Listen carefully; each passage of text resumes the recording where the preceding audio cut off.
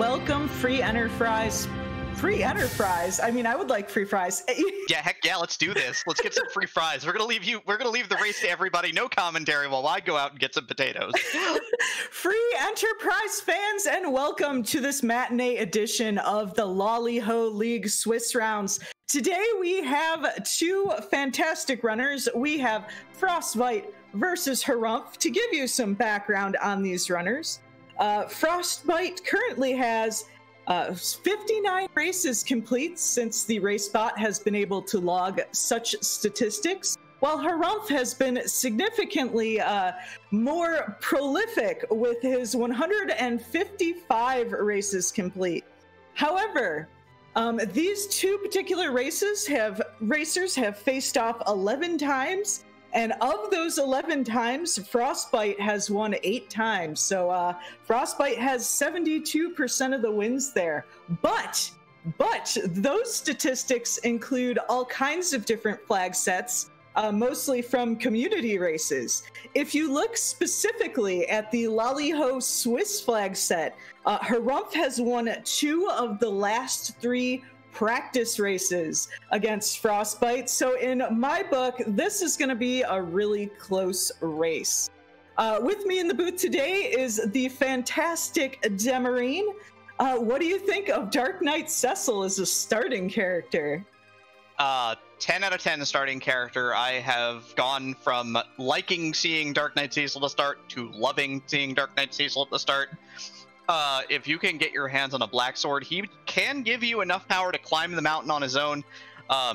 Even with no tier 7 items in regular chests, it just feels like holy swords just abound on this flag set. So many people are forging and getting their hands on an Excalibur, or just the Excalibur that's in the pool dropping into people's hands early. So this looks like this already is kind of set to be a quickie here, or at least we're gonna have enough power hopefully to push through.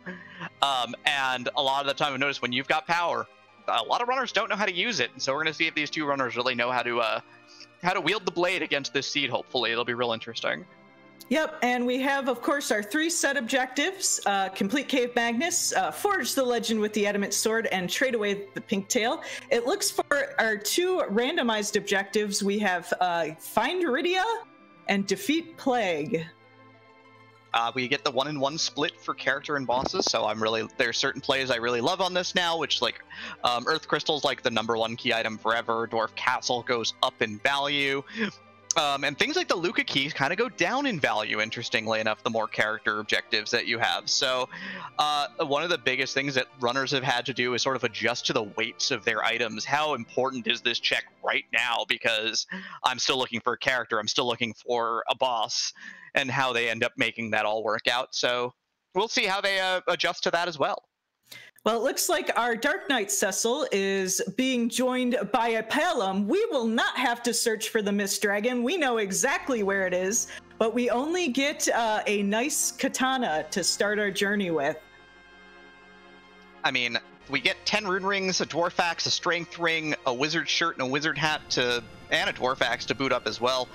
Rune rings just mean we get to start with an easy 25k in our back pocket, which means we may not need to sell that Hanzo steel right away, which is kind of neat.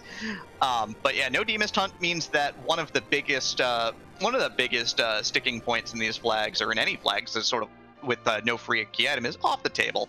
So I bet both of our runners are breathing a sigh of relief, and we're not even a minute in yet. Yep, of our 2 boss hunts, 1 is found already.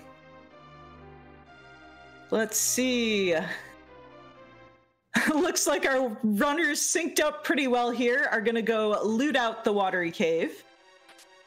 Yeah, I think they're banking on these slightly higher quality boxes here. It's a little bit of a longer loot loop, but sometimes you get exactly what you want out of this. Like, there's a possibility that you pop a Stardust Rod here. There's a possibility that you pop a Sork shirt. You know, armor is super hard to come by because the Sea Naked flag means that we start with none.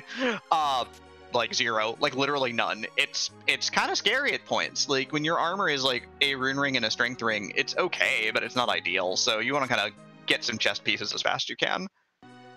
Yep, it is nice that with that dwarf starter kit, Palom's already pretty well kitted out. Wizard shirt, wizard hat, rune ring. Good start for a mage. Yeah, neither runner interested in doing any more here either. They're both headed for the door. Frostbite with a commanding 1.5 second lead, so we can safely assume Frostbite is going to win this race. You know, hands down, no question.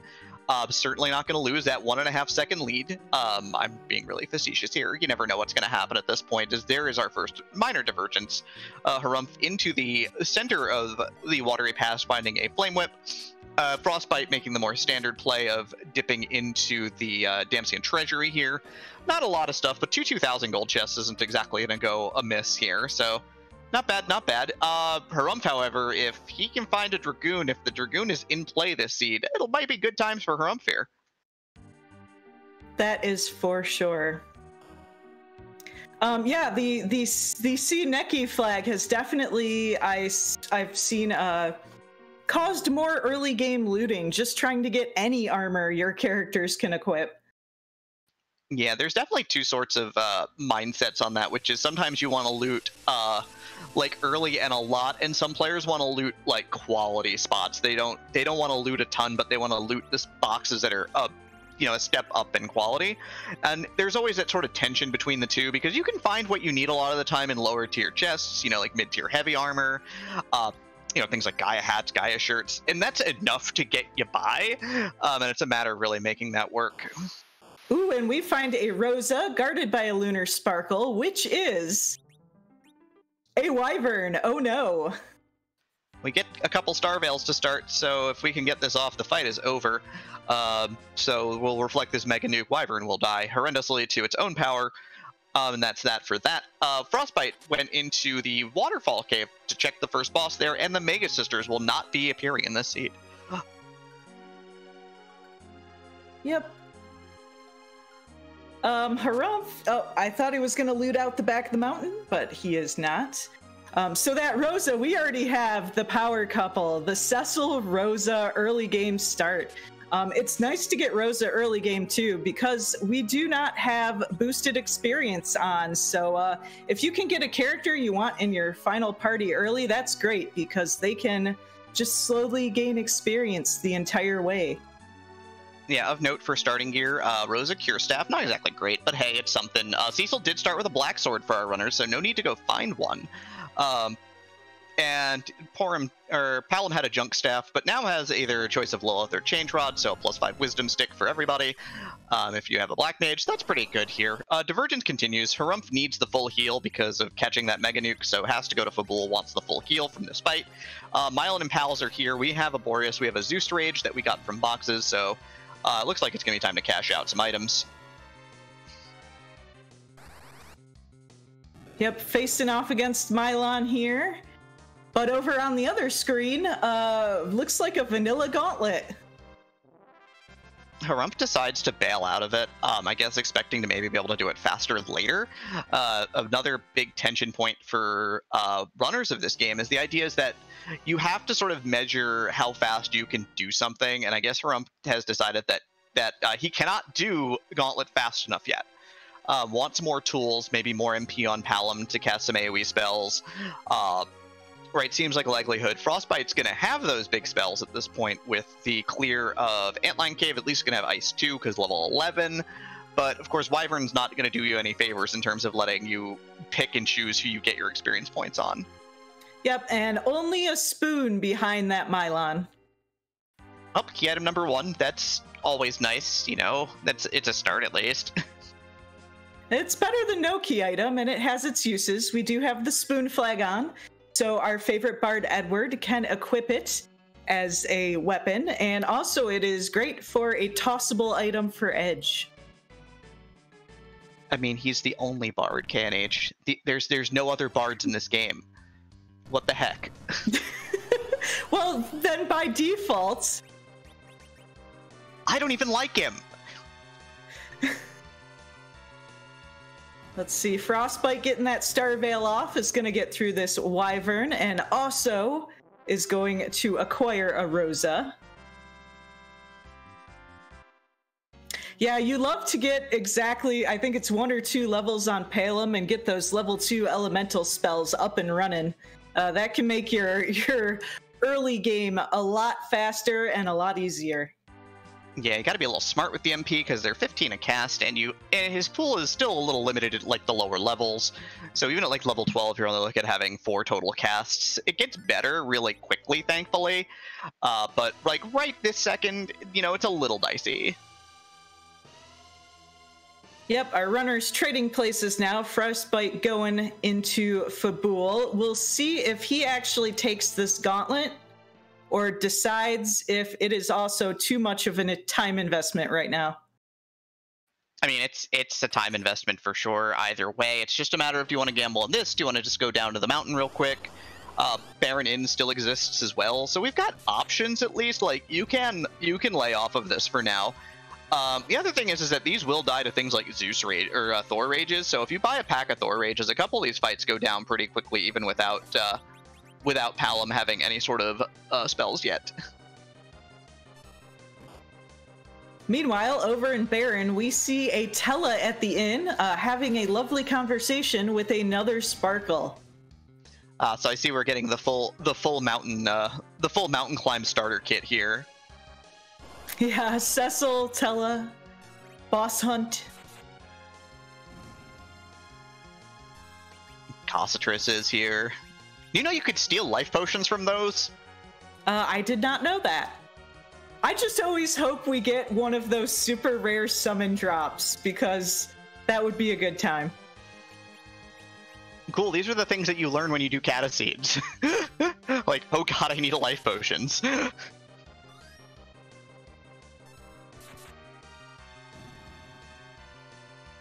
So yeah, so no dice here on Plague in the first spot as Harumph looks at Ogopogo, who takes half of his health and then goes, I'm here for the rest, and that's the end of that. Yeah. Looks like heading to Ordeals next. Not a bad play here. Get that Cecil online, and then that Tella will be ready when you are ready to pick him up. Yeah, Slumber Sword not super exciting to start, but hey, it's a start. It's better than a silver knife. I've had to run with a silver knife for a while on some of these seeds. Hand axe Sid is real and my friend, and I hate it.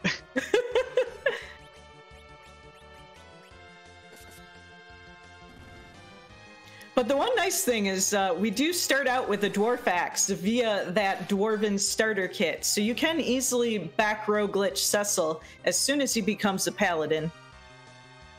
Yeah, that's super handy. Sets up cover strats. If you get any sort of heavy armor, then those cover strats become really good really fast, letting you protect key members of your party.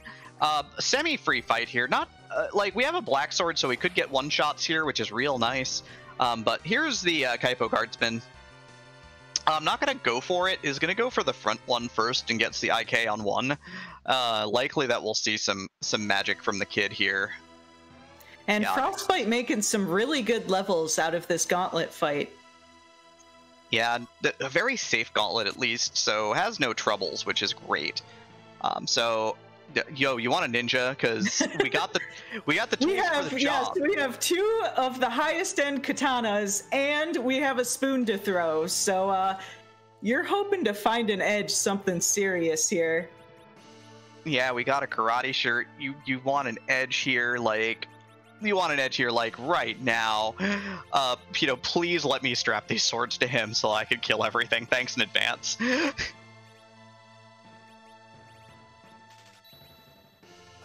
Ooh, cabins. Always love to see those.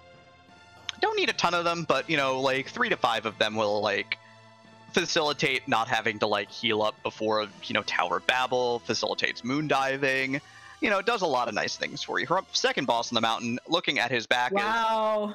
Wow, Waterhead, all the easy bosses coming up early here. Whenever I see so many easy bosses really early in the seed, I start worrying about the difficulty of that moon. I mean, we know Ogopogo's off the table, but, you know, Valvalis could be up there. Kainatsu could be sitting there waiting for us at the ribbon altar going, haha, I'm going to kill you. There's still some options out there that could certainly ruin this team's day.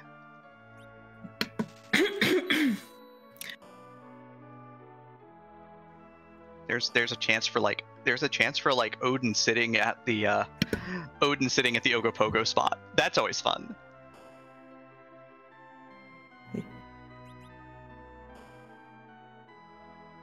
But rather than continue conjecturing about all the horrible things that could happen, let's talk about the horrible things that are happening right now. I mean, not really. Frostbite shopping here, looking for something that didn't really pique his interest in Silvera, while Water Hag gets punched in the face 3 times and decides to take the rest of the seat off.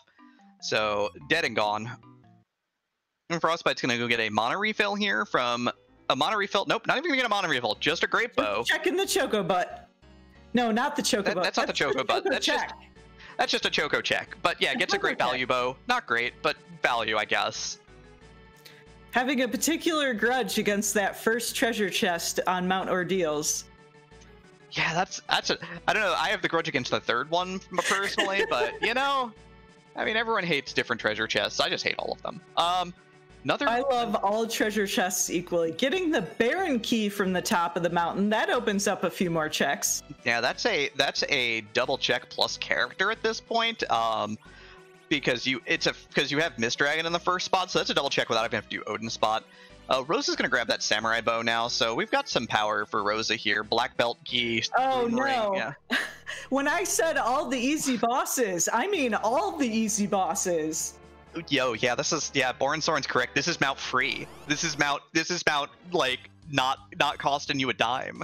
But yeah, we're gonna go send King and Queen Evelyn to go get us ice cream in a sec here. We really want ice cream, not gonna lie. And then we're gonna keep on moving because the mountain is free. Yeah, for sure. But yeah, that Baron key opens up. We know D-Mist is there. That's a key item check. It has just a default key item check. It has 3 bosses in there, one in the throne and one in the basement, and it has a character. So there is a lot of possible good stuff in the castle right now.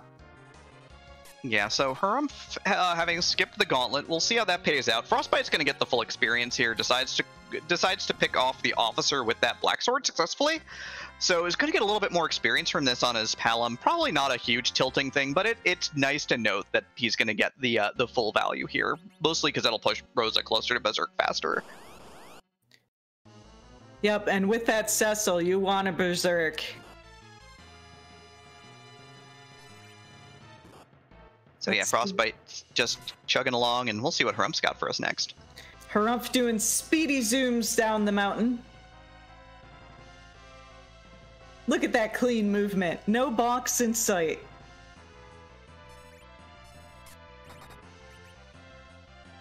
I mean, you'd be surprised how much people just practice walking through these maps. Like, you do enough seeds, you get real good at, like, map traversal and deciding which treasure chests you want, and just generally playing the game.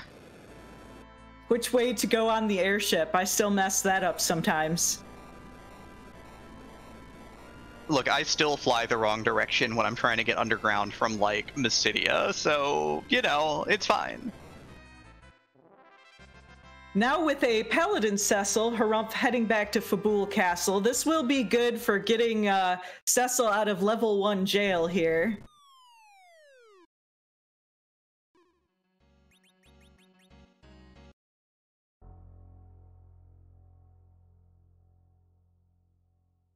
And Frostbite going into their King and Queen Evelyn fight, and we'll also have a Paladin Cecil very shortly.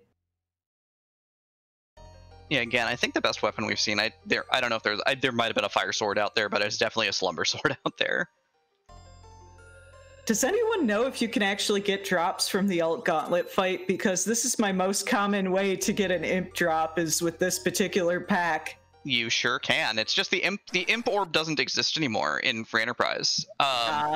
It was taken out to create room for the orbs as we know them: Sylph, Odin, Asura, Bahamut, and Leviathan. So the idea is that so that they could be items, we got rid of the other hidden orbs and then tucked away the spells for use on the mountain of Hobbs. That is interesting. I did not know that. So the only way to get the quote-unquote hidden summons is via Hobbs? Yep. That is good to know. That is the deep trivia right there.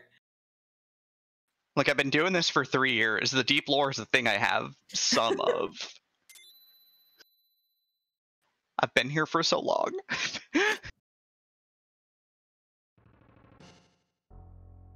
And we thank you for it.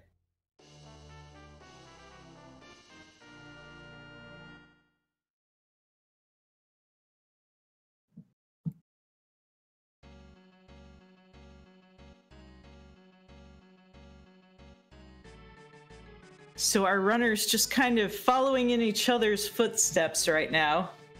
Wow, this really is the hidden summon pack, because if it existed, you could get bombs summons here too. Actually, no, those are only lunar monsters. Anyway.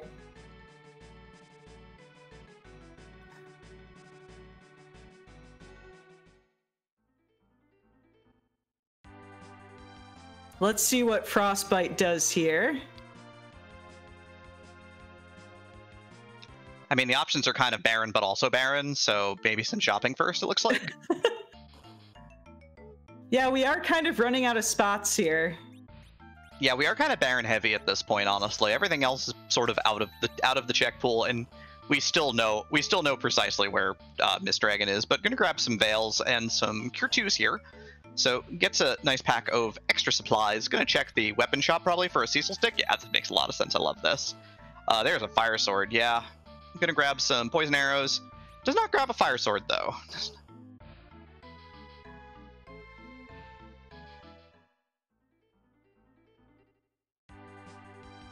Okay, I think at this point our runners have pretty much completed the same checks.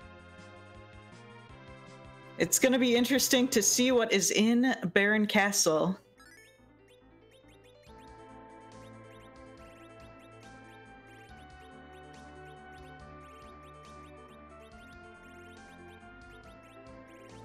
Oh, and thank you, Flurry, for the raid. Welcome, everyone. We are racing. This is the Lali-Ho League Swiss rounds. Welcome. And we are in the middle of week number 2. What's on the line for these runners, of course, is that they are both 0 and 1 right now. So the winner gets to continue along in the 1-loss bracket, while the vanquished here will have the tough road of needing to get all 4 in a line to make it to 4 and 2 to advance into the round of the bracket stages. Not even necessarily directly into the round of 32. So a lot on the line here for sure already for runners here with many weeks to go yet. That is for sure. Frostbite taking on this Ogo Pogo. Yep, gonna drop the Lit 2 from Palom here. It's gonna do more than enough damage, thankfully. Boom. Yeah, this spot does not have very much HP at all. Well, harumph is going to take the chance to check the upgraded shops here. These are gated shops, this weapon and armor shop, because they are behind a key item. Is going to find not a ton of great stuff here. If you wanted a heroine robe or a tiara, though, like the ladies love that stuff. That's great. I mean, I want a tiara. I mean, major same. Meanwhile, Frostbite finding Ashura. We do start with some Star Veils, so you can always do the double Star Veil trick. But those physical attacks, wow, ouchers. Yeah. Yep, and Frostbite just resetting out of that. Yeah, Frostbite's like, I'm done getting counter punched by Asura here, even with the fact that Frostbite has 5 extra Star Veils, meaning that he could easily set up the double Veil into doing the fight. Man, Asura flexes. Like, that spot hits pretty darn hard. 4 arms of pain. There are weapons in those arms as well. Like, let's be real, it's not just the arms. Let's see how harumph handles this Ashura. Does have a few more levels, but those punches are still gonna hurt. I think the advantage harumph has here is that knowing that his Cecil is back row glitched, has the entire party in the back row, even starting at just half health, you can use Rosa to cure up here real quick, and then, you know, try to set up your Veils, and then go in with just your Cecil. We didn't see mute arrows, and we didn't see a mute knife, which is the tough part here. We don't have any mage killing gear. Harumph here attempting the lifelock, but with how bad those punches hurt. Yeah, harumph did not find Veils in shops and used one up already for the Wyvern fight, so only has 1 Veil, can't throw a Veil and then bounce one off. It's a little unfortunate here, so yeah, he's gonna accept this one as a loss and head on out. Might be time to do some shopping.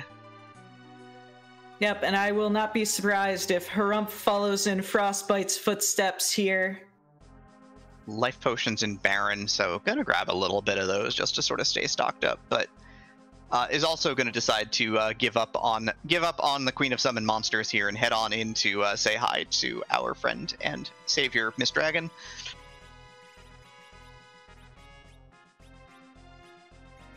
Quick equipment check for Frostbite. Did pick up those samurai arrows in the sewers. Yeah, second black belt gi here in the bottom 3 chests in the waterway. So black belt gi on Rosa, black belt gi on Cecil. The extra strength is kind of nice at this point. It's nice all the time, but it's really nice early on, especially when you need the multipliers. You need to get that damage up as fast as you can. Ooh, and Cecil doing all of 74 damage. Yo, Slumber Sword, not very good. He has arrows on right now, but Rosa with those samurai bow and samurai arrows faring a lot better. But at this rate, this is going to be a very slow fight. I mean, it's a slow fight that you can do and not have to worry about getting Asura just clunking you to death real fast. So, you know, it's fine. And if you have life potions, you can basically do this fight, you know, and there's inevitability here. As long as you don't get one shot by the dragon, you're fine. It's fine. Everything's fine. There is a level of inevitability here. I also see Frostbite using that bluff command to max out Palem's magic stat here, trying to get all that damage in one fell swoop.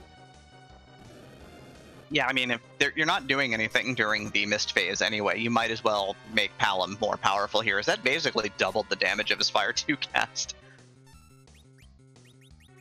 Harumph also heading into the Mist Dragon fight. So this has been a very close race so far. Not a lot of divergence because the key items really haven't allowed us to diverge very much. I just want to say we know that Frostbite has a 1.5 second advantage and absolutely won't lose that throughout the rest of this race.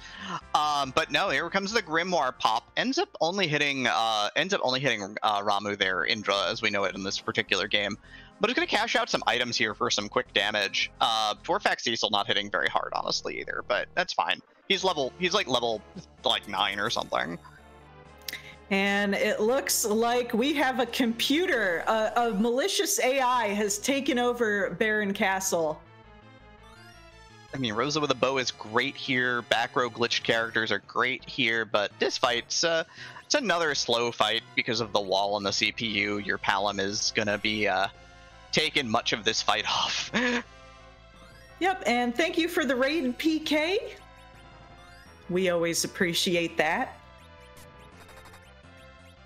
Yeah, chat giving us the business in terms of being way funnier than I am. Skynet was what was on the throne for Alistair. Smapty stating that it's the orbs of the Patriots. Flurry stating that the Baron King is actually Shodan from System Shock. Yeah, those are all good ones. Not gonna lie. 10 out of 10 for all of you. Well done. Maybe we should just let them do commentary. Yo, Smapty, take over. I'm gonna go make myself tea. We're good, right?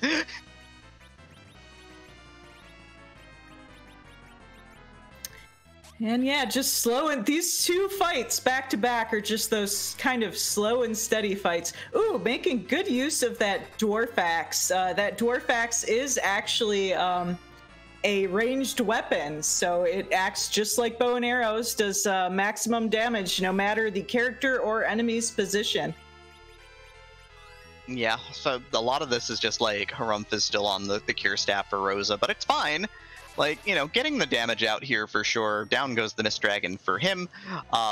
So Frostbite with still a marginal edge here at best. Plenty of race to go. No objectives in the book yet. No items that give us objectives in the book yet. No characters that we care about in the books yet. Artemis Arrow's in the books though as well.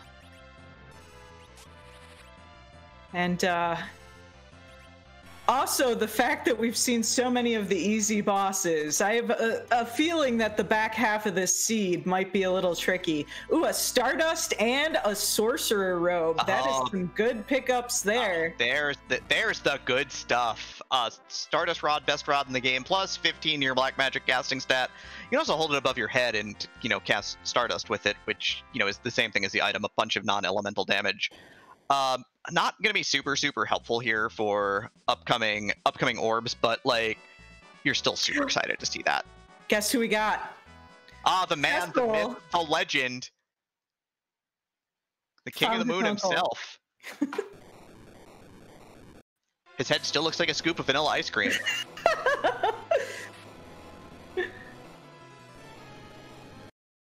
Oh dear, but no, that's a big pickup. Fusoya is just a great character to have around. He just has so much versatility, all the black magic, all the white magic. Now, because of the Seed Nikki flag, he does not come with his rather good equipment that he would normally come with. You're not getting a lunar staff, you're not getting that sorcerer robe, you're not getting that diamond ring. Yeah, so now with Fu, we've got Soma drops. We've got everything we could ever want and more here. Fu will absolutely decimate the boss and Baron in here.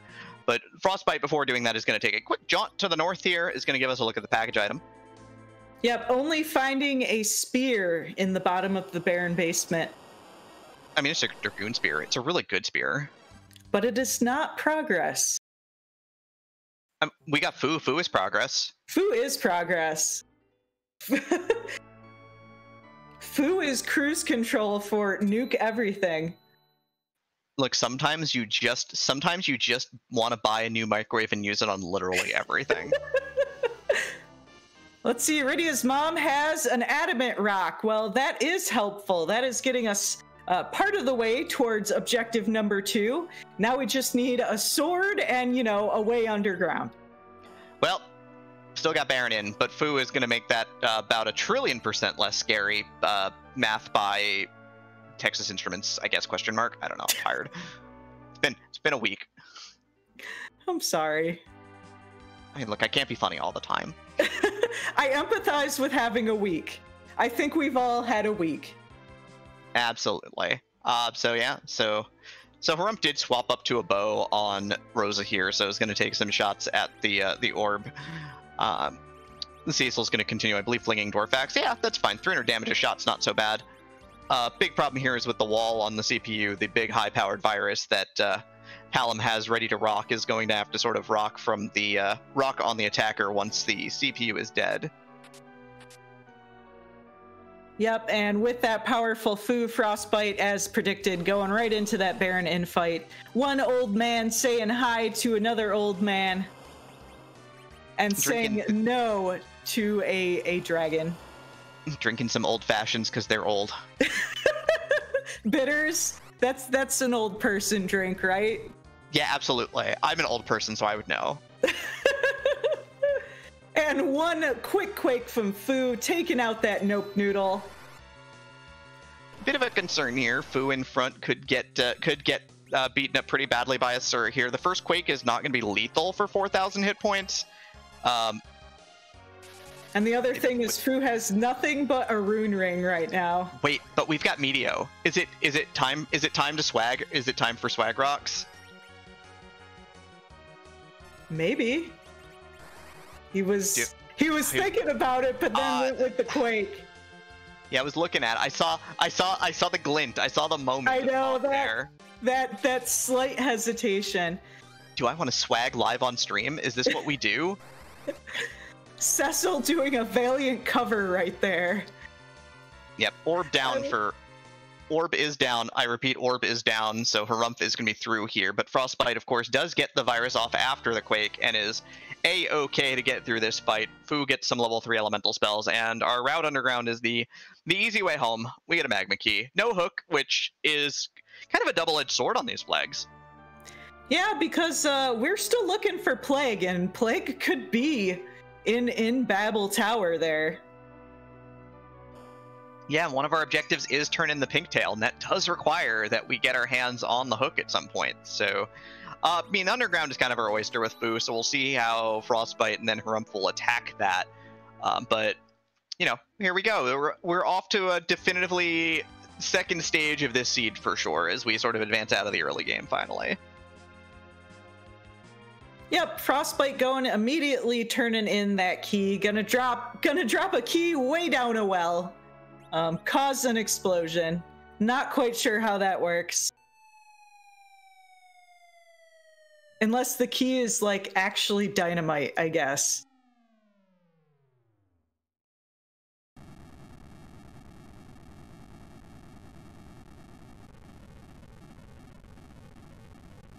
Though I gotta say, the very long drop sound effect, one of my favorite sound effects in the game.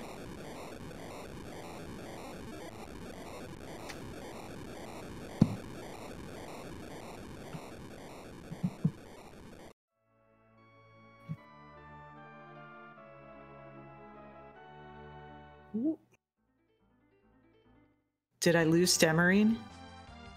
Yes, you lost me. I'm gone. Okay. I was just, everything was so quiet for a second.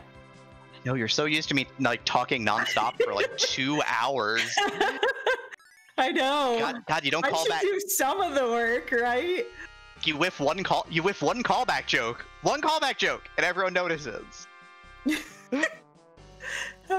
Oh dear. Oh dear. Anyway, we are gonna visit King Gaiet here. He has a boss problem. There are exactly 2 bosses behind his throne, and that has made him angry. So we got to help out with that. It looks like our first boss is going to be Yang. We do have Paladin Cecil, so this is 100% not a problem at this point. Yep. Is everyone ready for ouch? Hey, use that new Yang emote. That's a good one.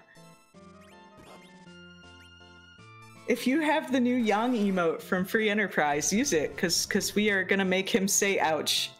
I mean, we might not. It does look like Frostbite's gonna try and push damage here instead, which is just fine by me. Yeah, you probably would take less damage that way. Yeah, it's kind of not sure how he wants to play this out at this point, but decides to raise Rosa, use Tellus Cure 4 here to juice up the party. Couple quakes, couple nukes, or a couple quakes, couple viruses, and we'll be out of here just soon enough, I guess. Thanks, chat. You're great. I see all the Yangs now. Can't believe you're just getting chat to do your bidding. You're asking them to like throw emotes up in the chat. Like, come on now. Wait, have you seen all the Scala Kitty emotes? They're so good. They really are. Scala's put in a ton of work into them, and they rule. They're great.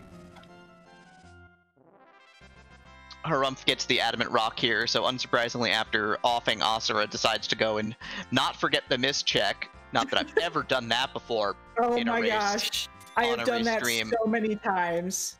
Live on RPG Limit Break. What? I'm having a flashback. Can you take over for a minute while I stop thinking about that race? Thanks. Okay, if it helps any. Oh no. Well, first of all, oh no, Valvalis. I didn't see if Fu had nuke yet, but we immediately it's totally irrelevant at this point. Oh man. I don't know. We've got a Dragoon Spear and we've got a White Spear. Do you want Kane here? Yeah. Especially over now. As much as I love Tella, we do have Fu back this tournament, and Fu is just an upgrade. So I'm not surprised swapping out the Tella for the Kane. Especially we have all those good lances. And it's always nice to have a Kane in a Valvalis fight, because Kane's jump command is the only thing that can get Valvalis out of her tornado form. That's okay. Dirty secret about this particular spot: it has no health, no physical or magical defense. You can just blow it up however you want for free. I see that now. So yeah, so that actually was completely irrelevant as Valvalis decides to not bring all of her fun tools to the table anyway that ruin runners' days, and instead just decided to say, hey, I'm going to be a freebie for you today. How's that sound? Yeah, the seed being relatively kind so far. Yeah, the seed's been turbo gentle so far, other than a little bit of rudeness to start with the early Gauntlet and the early Baron in Asura that wasn't like immediately doable off the bat. I mean, Cecil, Rosa, and Fu can pretty much handle anything. Yeah, and Kane with a big stick now too, with the Dragoon Spear. for our runner, so we're completely not concerned about anything at this point. Scala with the Turbo Gentle is my favorite washing machine setting. I mean, look, some of my clothing is very delicate. So we just got a Legend Sword. You know what that means? The game's like, yo, you want an Excalibur? Like, are you into Holy Swords? You know, Cecil's rocking garbage right now. Do you want to maybe fix that? Yeah, that's going to be a huge upgrade. We have a Rosa with Berserk, a Cecil with an Excalibur, a Fu who's not quite but almost fully powered up. I mean, you got the tools basically just to run through the rest of this seed. Yeah, no, we're good. I think this is one of those rare moments where I'm like, the only reason I'm checking characters is because Rydia needs to show up sometime to say hi and make this nice. But Frostbite directly south, not even a question of what he's doing next. Obviously making the most optimal play here, which is please let me strap this Excalibur to Cecil. I wish to destroy everything. Yeah, this is the correct choice. Hey, weren't we talking about this in the pre-show or something? Talking about what? Talking about Cecil and the Holy Sword kind of being a thing that happens like often enough on these flags. Yeah, sure. Yeah, it's because we have with the key item Moon, the key item summons, all those can, when they don't give key items, can give tier 7 items. We have trap chests. It's highly likely you're gonna run into a Holy Sword. Yeah, and if you didn't have a white spear already, you want a white spear? But I have one already. I don't need 2 white spears. That's just 1 spear too many. Ends up grabbing some Artemis arrows just to have another dragon killing tool. I guess this is there. We just need item shop checks now, right? There was nothing interesting other than like vampires and dwarf castle, but really what we're looking for now are Siren's hourglasses, maybe coffins, maybe not Odin summon. That's not what I wanted.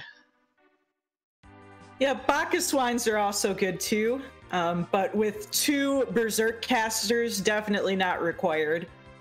Yep, chat asking where that Legend Sword and Adamant came from. So we had the Adamant pop up off of the Mist Dragon from Baron Castle, which we knew about right from the word go, and then you have the Legend Sword right there from Dwarf Castle, filling out the entirety of our gear listing. How Luca had an entire Legend Sword hanging around her neck and nobody noticed, I'll never know.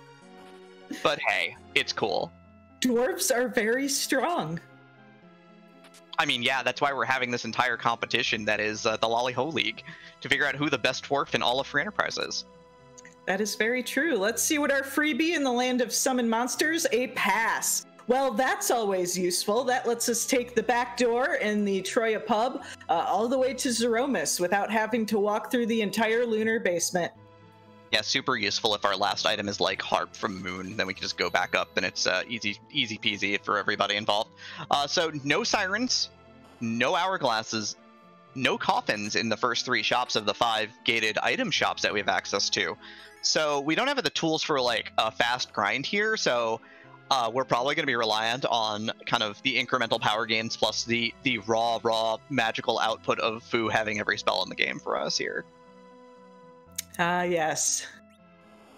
Let's see who's down here. We got a double sparkle. It's so pretty. It's so shiny. We haven't seen D-Lunars. We haven't seen Plague. Oh, well, there's Plague.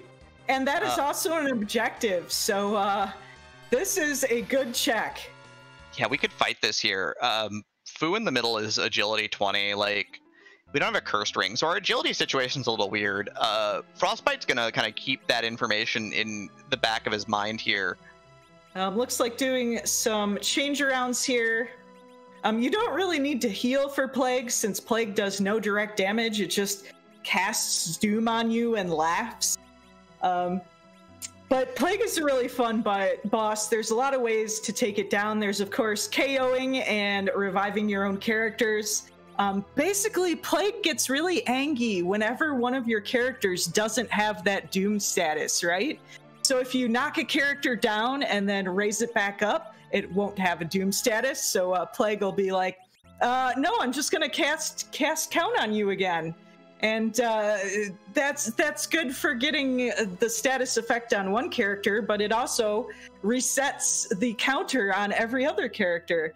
If you're super speedy, you can get off a Star Veil, and believe it or not, count as a reflectable spell. I did not know that before I started running this randomizer.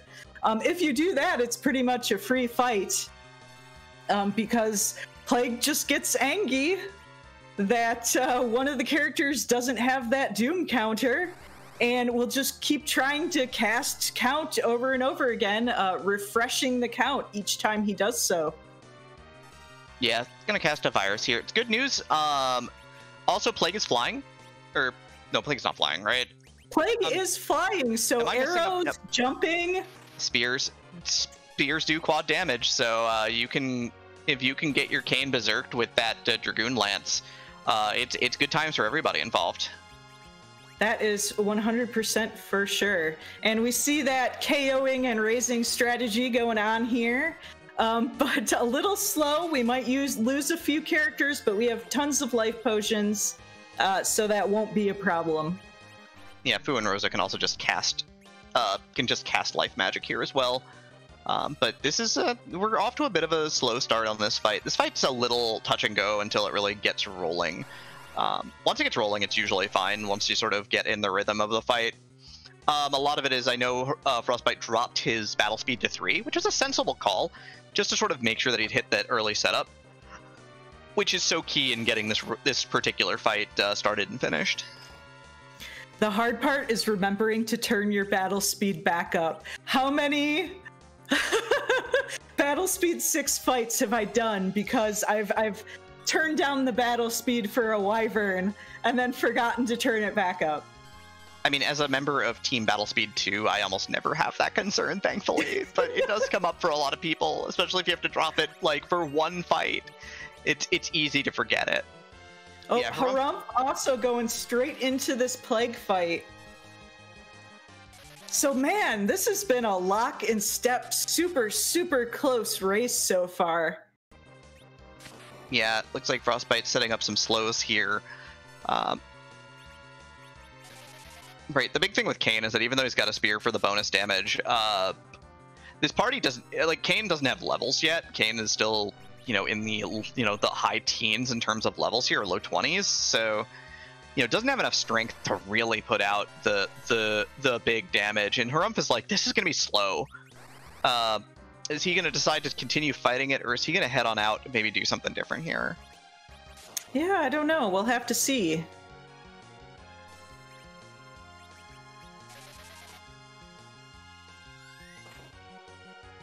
Doing a little equipment management here.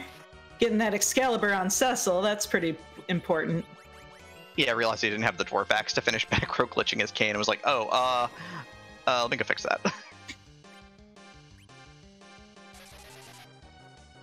No, and it looks like Harumph is going to commit to the required Plague fight before anything else. Our runners, yeah, still in sync here. Yeah, I am a big fan of complete your objectives first. I am definitely team objectives, so I like this move. See, I am part of team, we can consider this for later potentially because I know I could do it faster in a minute or two. So like, the thing with doing freebies, in my personal opinion, right, and there's so many takes on this, there's so many ways that you can look at this, is that yes, you want to do your freebies first, right? You want to do your freebies first because they're free, but you want to do your things you need as well. But here's the thing: finishing this fight will not put me in go mode, right? There's no permutation of items that puts me in go mode here.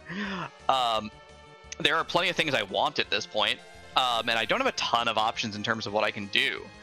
But right, it doesn't put me directly into go mode. So if one of our runners were to decide to skip this, I wouldn't be too shocked. And that is an excellent point, but I will counter with, but objectives.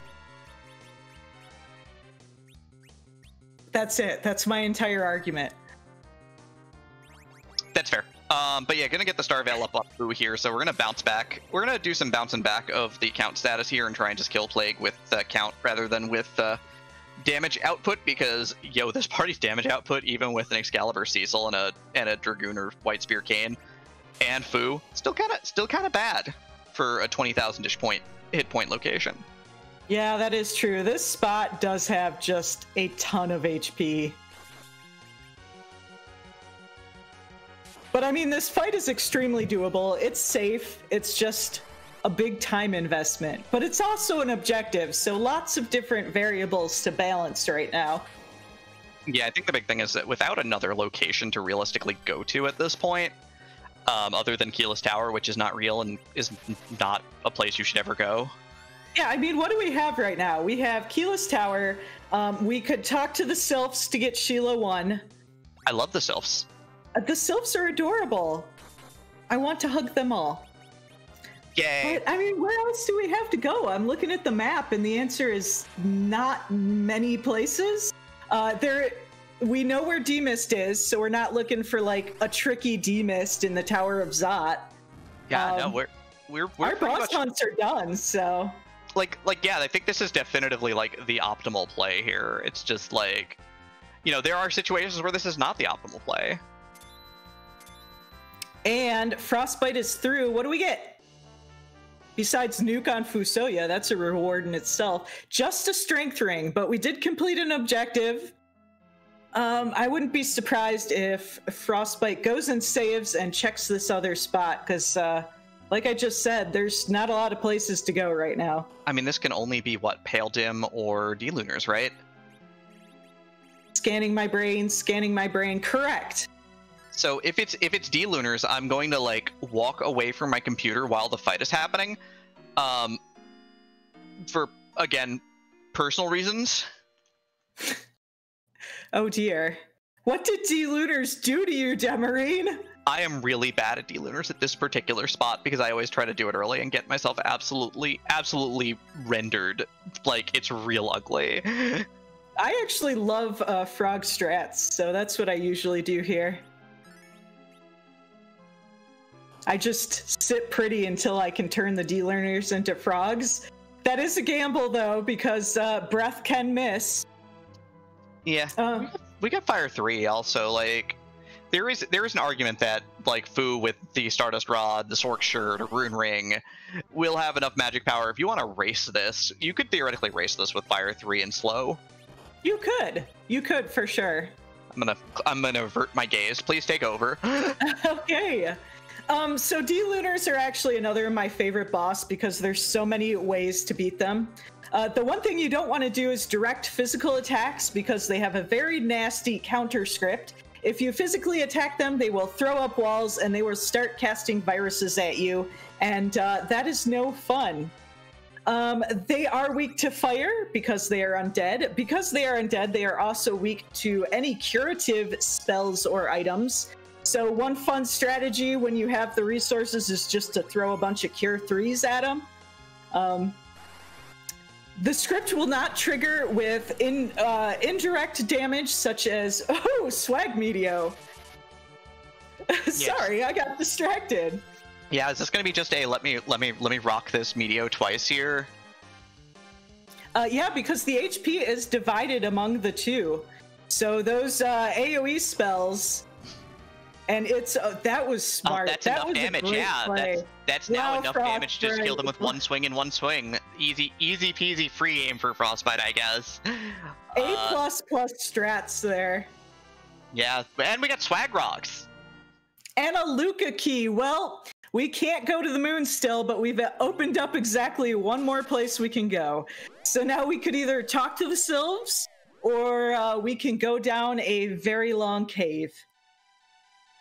Well, Harumph's gonna show us what the Sylphs have got.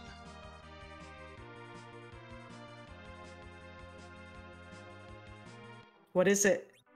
I say just a crystal ring. Crystal ring, one of the best defensive items in the game, especially useful for Zeromus because of its high magic defense, but it is not progress. It is not a key item. Yeah, but it is, you know, it is a huge defensive item in a situation where we might want to have that crystal ring for our Cecil. So, but yeah, Frostbite, we'll see. This Luca key is likely then our progress, right? It's either that or Keyless Tower. I really think that's all that's left. We still have, that's not true. We still have the true Throne of Baron, the Odin spot. Okay, there could be something in there too. Yeah, and it looks like Harumph is parking in Baron here, gonna go check the Odin spot for us. So that's real interesting here. We'll kind of see how this ends up playing out. This would be an awful spot to see like Kainatsu, honestly, but we'll see. It's not like the worst spot because the health here is a little lower because of Odin being a little bit lower health, because in vanilla you're expected to damage race this spot. Yeah, and honestly, that's probably the best strategy for Kanazo here, because that wave attack is based on his HP, so if you can just do a ton of damage up front, that wave really doesn't hurt that badly. But yeah, so we've got the Harumph full heal and save, and throws the kid in the middle, because I think he's the slowest character in this party now. He is currently. I play this game sometimes. You play it more than I do. I mean, that's fair. That's fair and understandable, I think. Let's see. I'm really curious to see what both of these bosses are. Yeah, this is a real interesting play divergence here, because Frostbite could get something out of this and be really. Oh, that's the big one. Yeah, that's two key item checks. We will get one key item from the sylphs themselves and their cute tiny green wings, and I just want to hug them. And we also can check Sheila too by returning the pan to her, slightly dented. And it is, well, speak of the devil. And I make him show up to party, I guess. And even worse, we have Golbez over on Harumph's side. Yeah, but the interesting thing is we have a crystal ring, which makes Fu immune to paralysis. Not to death. He can still get killed here. There's something to be said for doing like a setup strategy where you leave the fight behind for now. Of course. And then, yeah. Of course, leave yourself that AI, it knows. It was hungry there. So now we're on a 50-50, basically. He's not even gonna let the 50-50 rock at this point. So we have to do a little bit of setup here, probably killing off 3 party members if we want to do that fight, which is a real sensible play. But instead, he's going to decide to head him back underground, I think.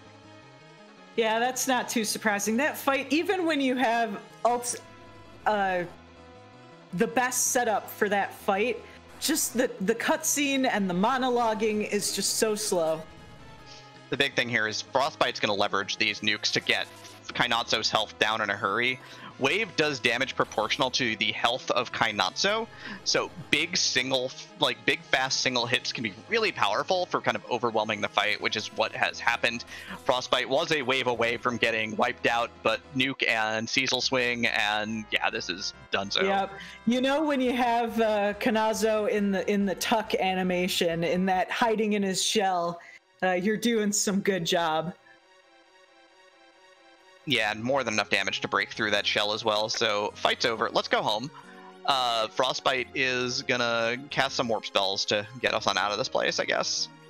Yep, this unfortunately is one of the dungeons that you cannot use the exit spell or items in.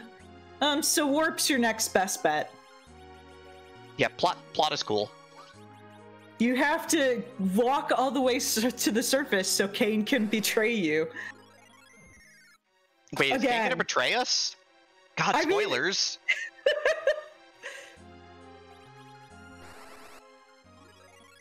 Also, spoilers for, man, how old is this game? It's got to be getting close to 30 years now. Everyone who dies doesn't die except Tella. Spoilers. Hey, stop that. I still need to play this game. Have you actually not played the vanilla game? I played it when I was... Oh, I'm going to say my age, aren't I? Oh, God. I played it when I was 11. I've played it. Oh, my gosh. I have paid Square Enix so many times for this game. I think I've bought this game 6 times. That's impressive. I'm impressed. I think I own every port but the Wonder Swan color. But yeah, Frostbite unsurprisingly taking that pan and gonna traverse for the 3 checks here. We know one's a crystal ring, but the other 2 could be the goods and or the business, so we'll see how that plays out.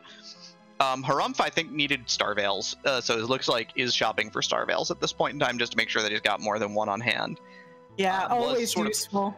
Was relying on Fu plus Crystal Ring there, but it is in the right place to get them now, so that's great. Frostbite talks to one of the Sylphs there by making him my hero. He's going to win the entire event now. It's going to be your champion. I'm saying it now. Believe in Frostbite. So cute. And a tower key, so our tower is no longer keyless. I would not be surprised if, well, no, probably going to go check Sheila, then probably going to go to a tower. Unless Sheila has the darkness crystal. What if Sheila has the darkness crystal? Nope, I was wrong. Going right to the tower. I like this play. Just do what's right in front of you. Don't get again. Freebies will not put us directly into a known go mode state. Might as well do tower first. Yeah, I actually like this move too, because you don't think about it, but Fabul's actually really far away from the Sylph Cave. Yeah, Harumph has decided to... Looks like there's some tiny members of this party, and I think there's some pigs in this party as well, so... did some setup work here to make sure that party members wouldn't get paralyzed, and has the extra Star Veils now, so... We'll be able to just cycle to whoever survives the scripting here. Which is a fine and good way to take on this fight. I always appreciate a good status effect fight against the Golbez, so we're going to see what's on Harumph's end here from the Odin throne shortly, I am sure. All mini. They're so small. They're small. And we have 6 of the 8 tentacles currently operating the cannon room. So I guess you need 6 hands. So that probably means Octomam's one of the only enemies that can operate the cannon all by themselves. Six arms to operate the super cannon and 2 to fight you with. That seems like a bad strategy because Octomom just goes down in this spot. 1,000 health, no big deal. Shadow Dragon's not going to get a very good meal out of those tiny party members. It's like snack sized. Yeah, but the important thing is that it looks like our black magic caster has decided to not die here. Minied fighters don't do a dang thing. They hit for 1. But minied mages does not matter. Tiny mages are rad. Yeah. Yeah, as long as you can say those magic words. Okay, let's see who's at top of tower, because I think Harumph has this Golbez fight. It's just a matter of time. Yeah, might even try to take advantage of the fact that the magic power at this spot's not tremendous to get a couple of other party members up for experience points. Yep, and we see a trapdoor guarding an antlion. Wait, I'm wrong. The magic power in this spot is good. Scratch that. I am mixing this up with fighting Golbez at the Bahamut spot. My mistake. That's fine. I got distracted by a dancing door. Dancing door, huh? Dancing door. The door is dancing. A dancing wall, I guess. But all right, food, nuke this fool. Let's go. Yeah, this is we're gonna get some blinks up. I can't believe food. Go ahead. I can't believe food didn't do the medio. Adorable. Chat, you are the best. All puns will get read off by this commentary team. Can I just say that this door or this wall scared me mightily when I was a child? Yo, if this wall scared you, play Final Fantasy 12, because there's a wall in Final Fantasy 12 that has like teeth and legs and things. It's real creepy. Yeah, but I can't be a small child playing it now. That would require some very high level time travel. Yeah, that's fair. I'm not really scared of the evil wall now. Now I'm just scared of Calcabrera. What do you not love dancing dolls? So creepy. They're so creepy. But they're dancing. They're dancing just for you. I don't like dolls. I do not like dolls. Okay, but guess what? Harumph found a darkness crystal. Harumph find a darkness crystal? Harumph found a darkness crystal. You know what that means? Well, are we going to the moon? I think we're going to the moon. Can we go to the moon? We are going to space today. The hook, however, is at the top of the tower. So part of Objective 3 awaits us behind the scary wall. And the seed that was funneling us all in one direction has suddenly split into two very distinct paths. All because Frostbite could take out a fight that Harumph did not feel confident in. It has taken Harumph to at least one portion of an objective here. We are still looking for a character in Rydia. We are still looking for a harp, and we are still looking for a Pinktail up here in the booth. But yeah, Harumph is touching the crystal in the middle of the big whale, and see you later, Earth. We're heading on up. It is a free character check right off the bat, too. Like, Rydia could be sitting there on the lunar throne going, space rules, why are you on Earth? Space. Yeah, it'll be nice if it'll be super convenient if the character sitting on the lunar throne is Rydia. That is for sure. But let's see what some moon bunnies have. The moon bunnies are selling coffins. That's a little disturbing. Selling whistles too, because that's not randomized, I guess.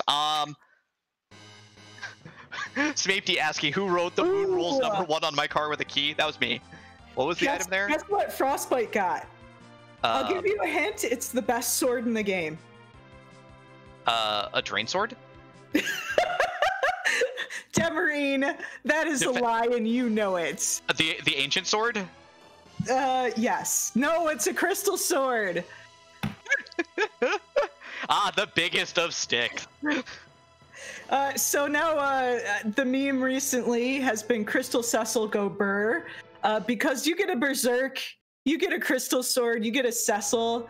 It's just so much damage so fast. All right, so Frostbite's going to give us Sheila 2 here. Harumph is going to give us a look at the character on the throne here. So much action. Oh, wow. That's Sheila 2 is the other half of Pinktail. Moon might not be required at all here. Frostbite, definitely the gamble of staying on Earth has, well, he doesn't have the gamble of going to Tower, which is not a gamble. I don't know.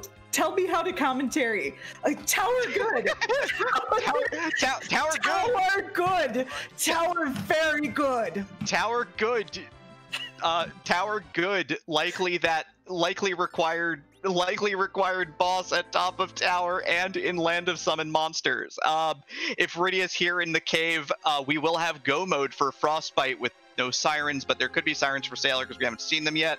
I feel like the sirens are always in Cave Ablon. I know that's technically not true, but it just feels like it's true.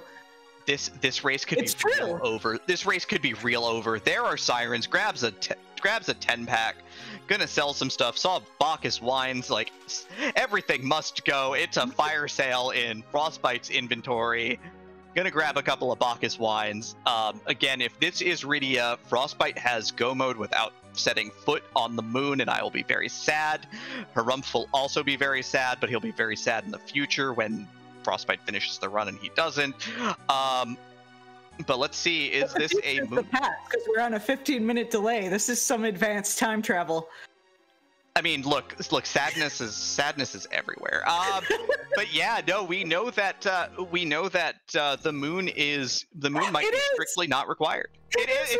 Oh wow! Oh man, one boss tilts the entire run, the entire table. Moon dead, completely useless, 100% bad. No heart for any of you. No music. Yeah, that's sad that there's... Well, Harumph could still give us music, because unfortunately for Harumph, he has chosen to dive the moon. We know this is the wrong way. Yeah, I mean, that's what you get. You get the darkness crystal and a boss you don't want to do, and all of a sudden you're up here on the moon wondering where all the items are. Switching over, taking that Rydia, probably going to use her as an agility anchor because she starts at a ridiculously low level with ridiculously low agility. Yeah, agility 5, assuring all other characters will be at RA1 for the Zeromus fight. We've gotten some sirens. Feeling that 10 is enough. We don't have to go to the moon at all.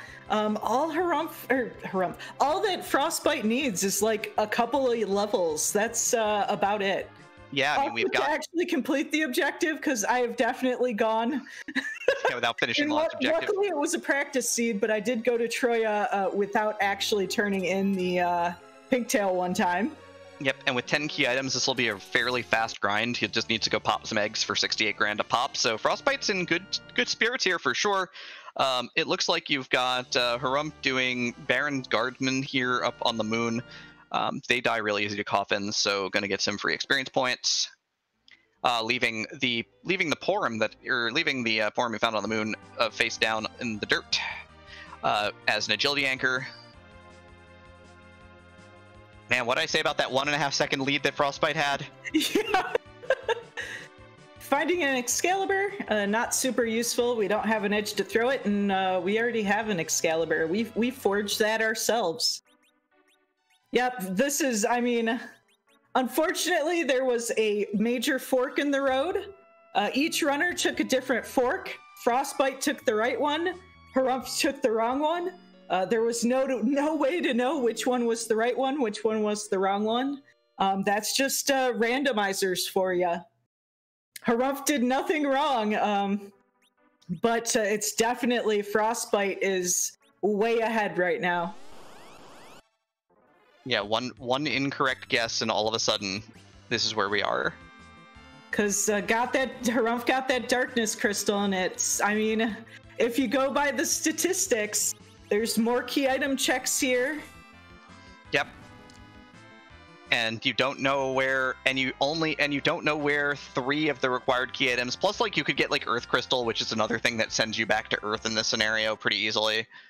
Finds, oh wow, DK Cecil here at, DK Cecil is waiting for us here at the Ribbons altar, so this should be pretty straightforward as well. I just need to keep somebody alive for 3 of these waves. It's gonna be Foo. Foo's gonna have enough to tank this, just with that one heal up. Yeah, Kane betrayed Rydia for Frostbite as well, so that she would hit level 1 just right in the back.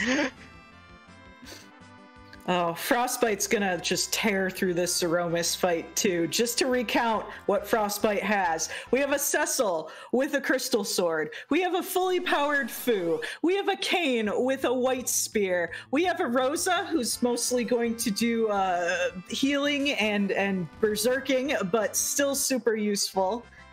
Yeah, is just gonna tear through this Zeromus fight. It's not even gonna be fair. And also a low-level Rydia to be an anchor. This is just an ideal situation. By the way, on the flip, Harp was on the moon at the Ribbon altar, so, you know, objectives there all the time? Maybe not, but it sure feels that way some days.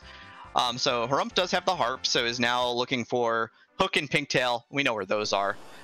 Or Rydia. We know where a Rydia is. We haven't seen any dupe characters yet, so there's a chance that, like Earth Crystal sends Harumph home in go mode, or at least in virtual go mode. That is true. It's not over yet, but it's definitely Frostbite's to lose. Yeah, I mean, especially because you'll get a bunch of levels doing this, so, you know, it does make things real interesting, at least, if he would go back and gamble Earth Crystal. I don't think it'll be enough, but it would definitely make the race a ton closer. This Paladin is ouchers. Big flexin'.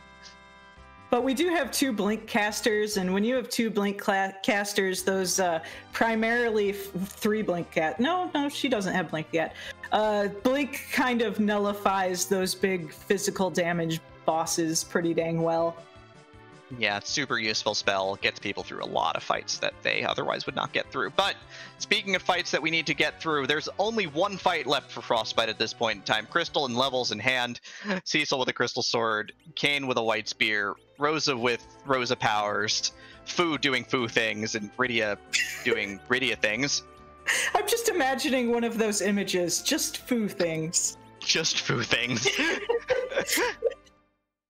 And Rydia doing what black mages do on this flag set, which is to say, dying. But yeah, there's some flags. I see flags. Is it time? It is time. Did you know that we now have over 500? No, not. Oh, yes, over, because we added exactly one this past week. We have over 525 different sprites that Zeromus can be. That's amazing.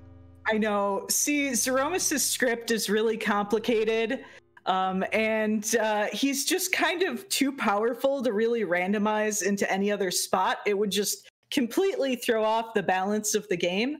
So rather than randomizing Zeromus's location or stats or anything, we randomize his appearance.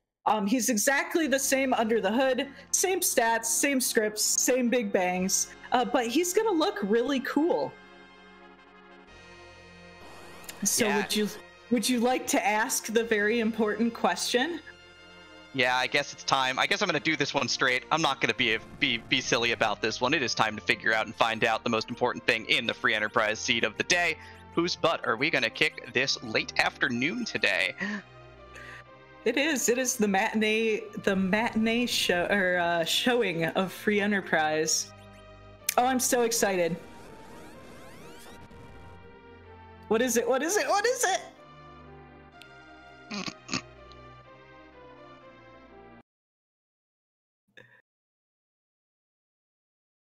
Grr-erg. Oh, it's big. Well, it's the biggest boss. It's Galdera from Octopath Traveler. Ah. It looked familiar, but I couldn't place it with the game. Yeah, that is a big sprite. It's like, it's gigantic.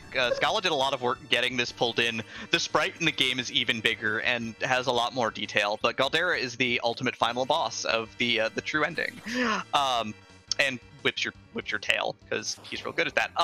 But of course, Harumph found a glass mask behind Leviathan at the Wyvern spot, where Leviathan gets killed in like 3 seconds because it has no magic output, so you just thrash it with lightning 3s.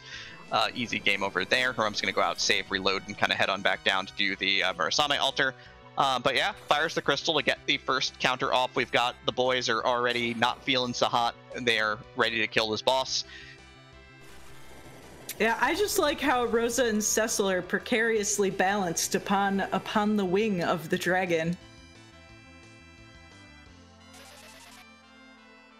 Scala's letting us know the ladies go down. Yep.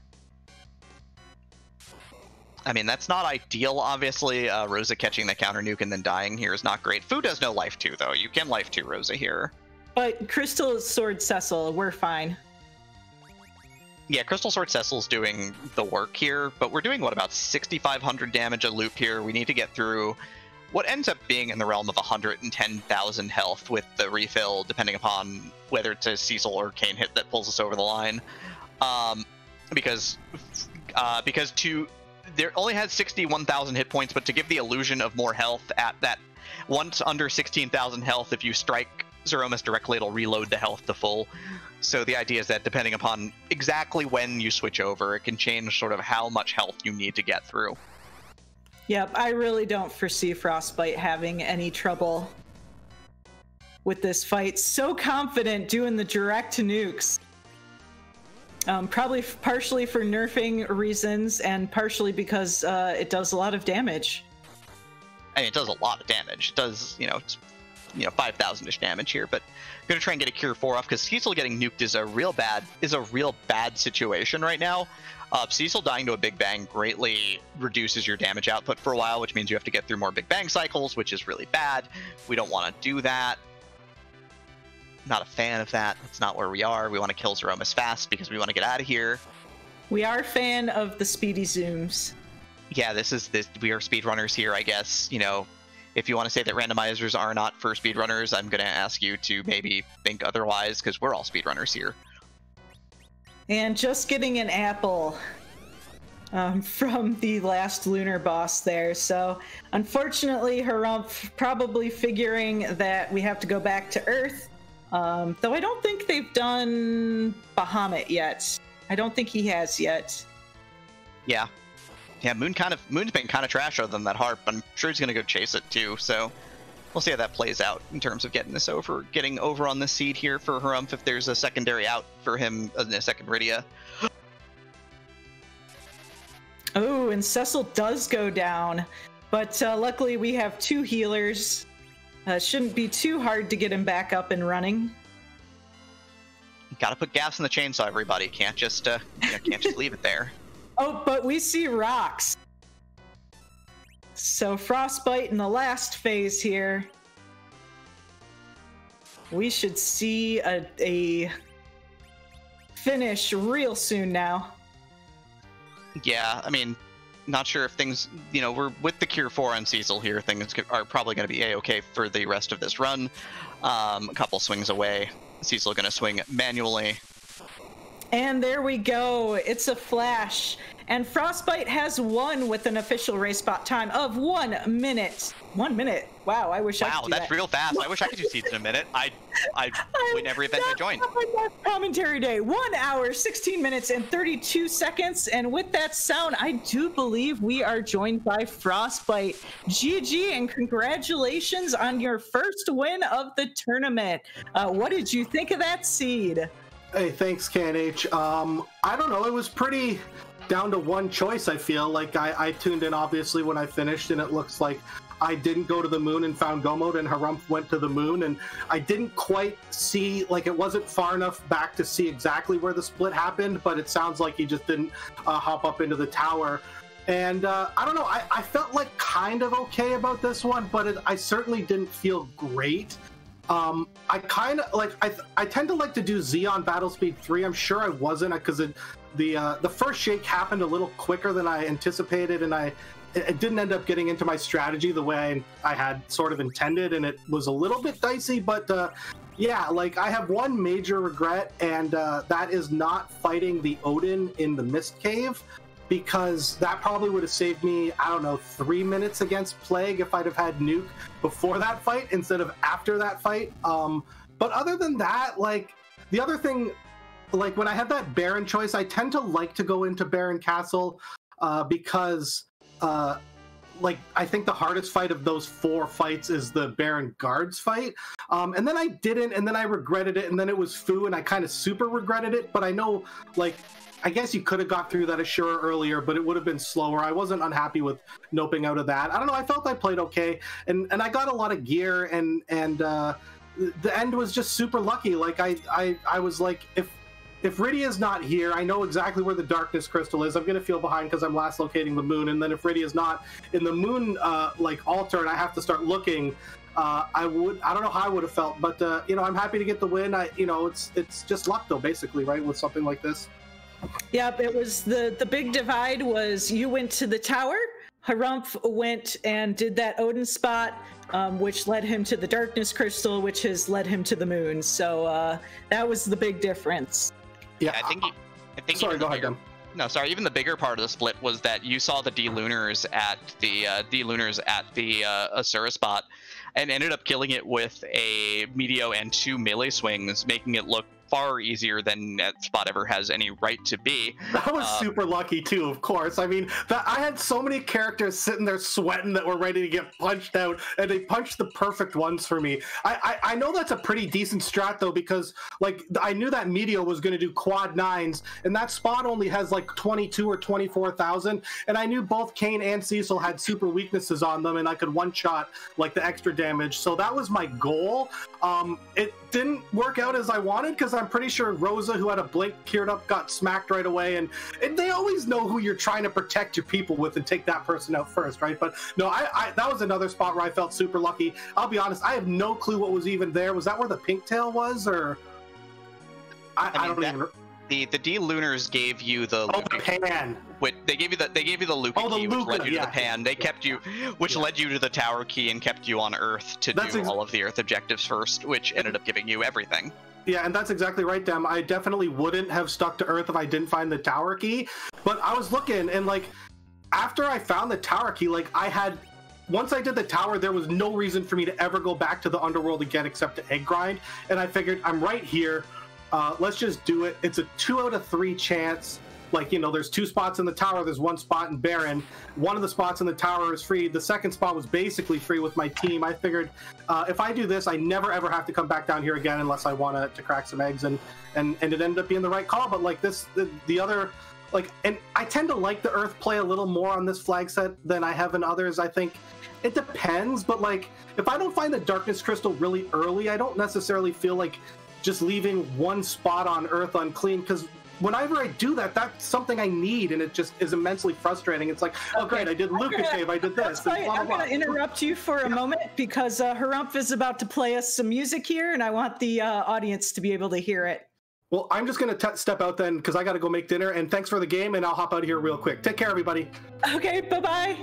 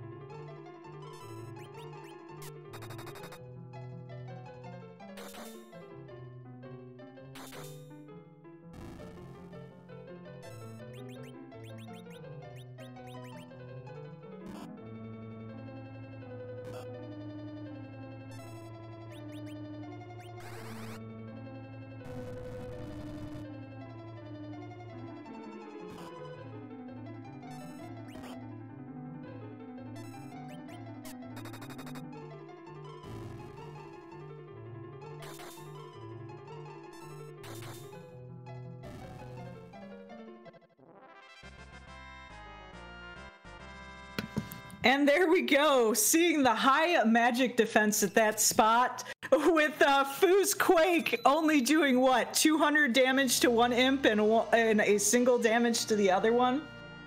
Yeah, and of course DJ Spoony B can heckin' shred, man. Yeah, Theme of Cloud of Darkness from Final Fantasy III, absolutely incredible, and wow. Yeah, his fingers were going there for those trills. Also, Foo in that fight did absolutely obliterate Porum, and therefore I'm sad. Yeah, that was a little bit of overkill there. I'm very saddened, full of sadness. She'll be okay. We have white magic. It'll be fine. Full of sadness. But unfortunately, Harumph, going down the rabbit holes, has an Earth Crystal now. Has a rat tail now, but we know that what he needs is in that tower. But I mean, we get to raid a treasury. I mean, so we could still get. Oh, you can see right there when he was raiding the treasury that he got the notification, because once he saw that done, you could see he's jetting right out of the treasury. Yeah, I mean, not that it really mattered at that point. I'm sorry, chat. We will not be raiding that treasury today. Raid that KNH false start. I'm sorry. Look, okay, it has not been my best commentary today. I have tried my hardest. You're doing wonderfully. I have the wonderful Demarine with me to make up for what I am lacking. And of course, behind the scenes, we do have Klopford jamming out on the buttons there. Maybe not as good as Shredword, but doing pretty darn well back there. And of course, Smapedy handling the restream for us and refused to take over commentary for me early on. And I'm very sad, and I'm going to make faces at him later, but don't tell him that.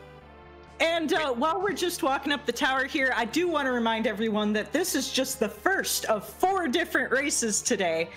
We have 3 more races at 6:30 p.m. and these are all Eastern times. Over on the RPG Limit Break channel, we will have LSA versus Apostomorpheus. At 8 p.m. Central on Randomania, we will have Poidrak versus Infinitus. And last but not least, at 9 p.m. Eastern Time, right here on this free Enterprise channel. We will have Commander Leonhardt versus... I can't read. Somebody. Definitely somebody. This is why I shouldn't use the assignments page for this information. Yeah, I can click. I got this. I'm gonna back you up. You're fine. All right. I'm gonna take a minute. You're fine. You're cool. It's good. You're giving comms teams. We love our commentators. I love our commentators. We do a lot of work with the commentators. This is tomorrow, not tonight. What time is it? I got it. Don't worry. Relax. Deep breath. I completely got everything wrong. So yeah, wrong page. Oops. Don't worry. I got the times right. You got the times right, and you got the channels right. All right. You got right. I can fix it. I can fix it. 6:30. Gundam Pilot versus Slack Hole Delicious. PM versus Scratch Dragon. Randomania 2. And it is OS Credwin versus Rumblefish. I would recommend looking on the official Free Enterprise Twitter. They announce all the races over there, or the Discord, and maybe not trust me. You're wonderful. It's great. Harumph is sad. Riddy is not at the top of anything. Link to the website, which is where I should have been reading the info from, and not from a Discord channel I had up from 2 hours ago. Go check out the Discord, the Twitter. You can get all the information there. The Discord is awesome if you want to actually play this randomizer. You want to play this randomizer? You absolutely want to play this randomizer. Come play this randomizer with us. It rules. There's a lot of great beginner resources there. The community is great, super friendly. They won't even throw you out when you completely read the wrong schedule. We'll have a conversation about this later. Okay, I can't really do my stern voice. I'm sorry. I'm trying so hard. But that's, yeah, go to those places. I know I am going to be watching. Yes, and Smapey in chat, don't forget to claim your free enterprise. Oh dear. Oh, I'm in so much trouble. I'm a professional.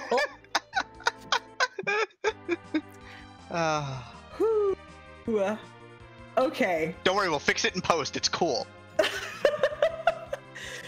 Speaking of that, that's actually a great segue. If you missed any races, you can, of course, we have a playlist up on YouTube of all the Lali-Ho League matches, so you can check that out. All the restreamed matches. I should also mention there's also several other matches going on today that aren't being restreamed because there is so much free enterprise going on right now. We do not have enough Twitch channels to cover it all. So yeah, if you look at the website or the Discord, you'll be able to find out all of the matches, not just the ones that are being restreamed today. You can hang out and voice and talk to people about Free Enterprise as well, because we usually have a group hanging out every night talking about the matches, watching them all on a 87 multi-stream, because yo, we multi-stream it all. Gosh, how many entrants were there this year? I think we started around 100. Yeah, we started just over 100. I know I had to drop out for personal reasons, and one other person had to drop out for personal reasons at this point, but it's cool. You know, so we're still in the hundreds, which is really, really beautiful and wonderful. So that's pretty great. Rowdy Sniper in chat, free enterprise, but I'm still trying to get through all the free enter pies from the 14th. Very nice. 10 out of 10. You win. Good job. But now I actually want fries and pies, but I don't think I could eat both right now. Yeah, no, anyway, so after all that, Harumph is on the right track now. He has entered the tower, is going to find a pink tail, is going to find a hook, is going to be able to combine those two items into an objective. Hang on, KNH. I apologize. I do need to correct you. No tower key. Didn't go down back to LST, or down to LOSM. This is just the hook, which will give us Rydia for free, which will finish the seed. Yep. Professional. pro, 100%. I am a licensed free enterprise commentator. Hey, can we add that to the job dwarf? Ooh, empanadas. That's a good that's a good suggestion, Schultz. Fried pie. Wow, Chad is a genius. Yo, chat's on it today. I know. I swear my commentary is usually more on point than this. You know what? I've posted this for anybody who does for Enterprise commentary. I've posted this in the restream chat, but y'all are going to hear it now because, you know, I have some semblance of control over this. But, you know, hey, maybe just be silly is a commentary style for Free Enterprise. It's cool. And the evil wall goes down. I'm still really impressed that the evil wall can do that little dance before the battle. It's a gigantic wall. I mean, I guess it's fine, right? So Harumph is definitely going to check the hook character, right, before doing anything else? Hopefully. Okay, good. That'll be good. I don't know. I am not a mind reader, especially when that mind is 15 minutes in the past. Time is an illusion. How do time zones work? Wait, you can't see the future 15 minutes in the past? No. We'll work on that. Maybe that's what you need to work on for your commentary. Like, we'll work on your ability to see the future. Okay. Well, you know what? That would actually, I don't know, but then it would spoil the surprise, right? Probably be better if I knew what was happening. It'd probably be better quality commentary because I could prepare what's coming up, but also you wouldn't get those genuine surprised reactions, right? Yeah, that's true. You do lose a lot from that. We've got Awakened Smoke in chat. Maybe Evil Wall does the waltz.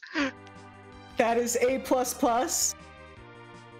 Would pun again. Approved.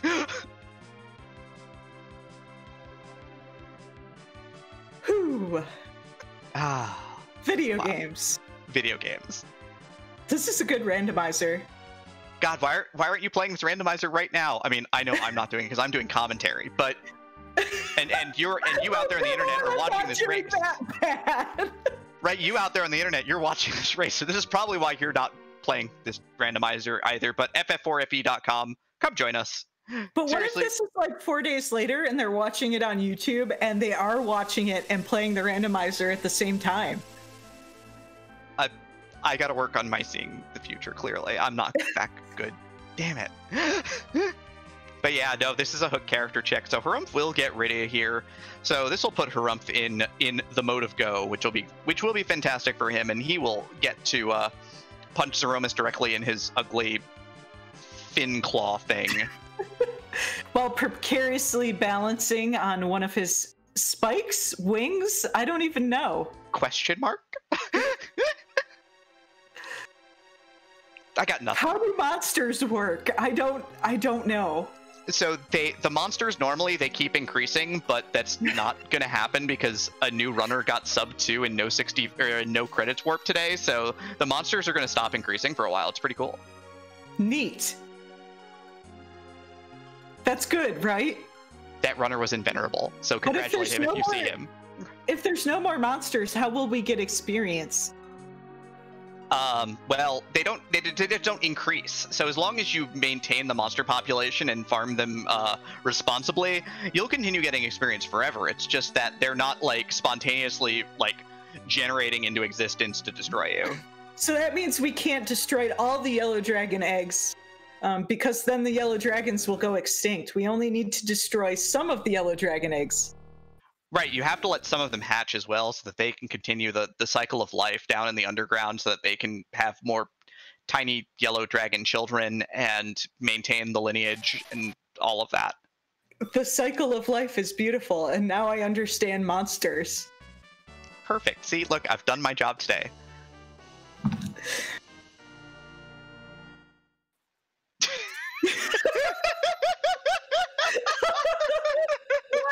That's so funny.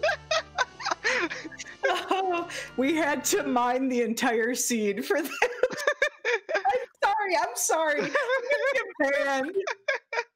All right, Rydia, check. We're good. We're nice. We're good. We're good. We're good. We're okay. leaving. We got go mode. We are going. Harumph also has a pass, so we will be heading to the Zeromus fight. Klopfer was worried about professional. I'm a professional. Klopfer, our tracker, completely worried about hitting all the wrong buttons today. No problems at all. 10 out of 10 tracking. Smapey, of course, running a beautiful restream for us today, so thank you. Also, go follow these runners. Like, seriously, I mean, they are going to continue to give you extremely large amounts of entertainment for the next probably 10 weeks or so. Event's going to go a while, so follow the runners. Follow the other commentator, Kind of Nerdy Housewife, because her stream is rad as heck. Follow Demarine. I love Demarine. The best. I mean, I am the best Mahjong streamer. I am the best Mahjong streamer named Demarine. So yeah. that is accurate. No, but seriously, I love your streams. Eggs. We are responsibly farming. Cecil, why? Cecil, what are you doing? You're a holy man. Ooh, okay, this commentary has gone a little off the rails. I apologize. Why?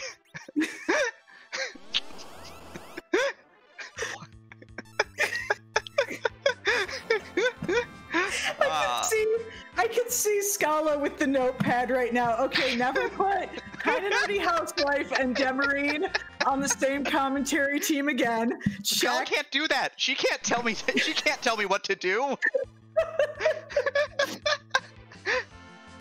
Or maybe Siren Bot is doing that now. Oh my gosh, that's the perfect emote. Whose emote is that? That looks like that looks like it's Bard's. But anyway, yes, we are sustainably farming eggs. We are only going to take the eggs we need, and we are going to leave the rest of the eggs to hatch and continue on the yellow dragon population. Yep, we've talked about the cycle of life already and maintaining it. We're going to make sure Rose has got Cure 4 for safety purposes here, and just have enough health to make sure that we can just embarrass Zeromus live on stream, basically, which is pretty cool. I don't know if Harumph ever got the crystal sword, but I do know they have an Excalibur, and that's almost but not quite as good. Yeah, no, did not get the crystal sword. That was from the tower key, which involved doing D-lunars and a whole bunch of stuff on the Earth that did not get done on his stream. But yeah. But yeah, I think after all that, I'm out of things to say. Fantastic. You did it. You made it through commentary. I know, on Friday. Other than, it's been a super fun tournament. I love tournament season for Free Enterprise. I like playing in the tournaments. I like watching the tournaments. I like helping out with the behind the scenes stuff. It's just so much fun for me. All the racers has been great. There's been so many good races. I'm amazed how many restreams have been able to be put together. So many people on the back end putting all these restreams together. It's awesome. And just the stuff you don't even see. We have a bot for selecting volunteers now. That's so cool. And it gives you little Discord reminders and everything. Who programmed that? Because that's amazing. Oh, that was Zoe. That is great. Like, there's so many people helping out with so many different things. You get to see a lot of them. You get to see the racers. You get to hear our commentary. But there's so many people behind the scenes that you don't see that do so much work. Calamity doing songs, Scala Kitty getting all those Z sprites together, Board Face tightening up the graphics on level 3. I'm sorry, that shows my age so bad. But Board Face doing all these cool new features, like, you know, the Vanilla Giant. It's not in this tournament, but the hero mode is so cool. I really have been enjoying that. We got so many of the new flags for this tournament. Working on those. And I guess shout outs to Rivers, who still does, you know, balance stuff in the background as well, even though he's been pretty quiet. It's just the whole team comes together to make such a great time.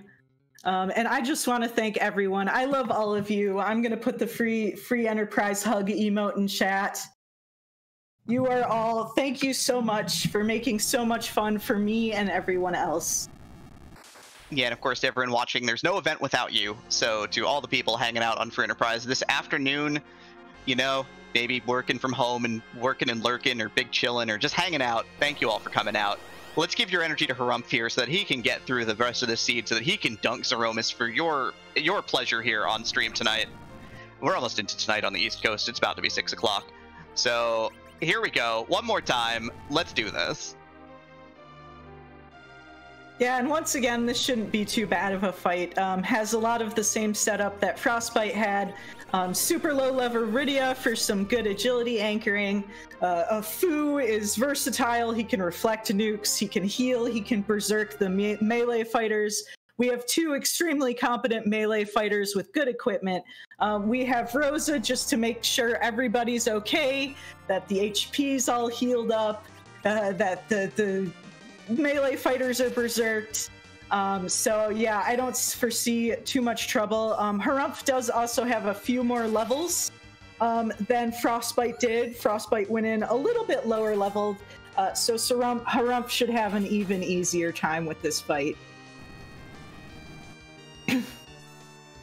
Man, I'm amazed Scala got any of the Octopath sprites in here. Those sprites have... The thing about the Super Nintendo is it lacks the colors, right? Like, you can only have so many colors in a color palette. And the fact he got all... And the Octopath sprites have so many colors. So I'm actually, like, super impressed by this.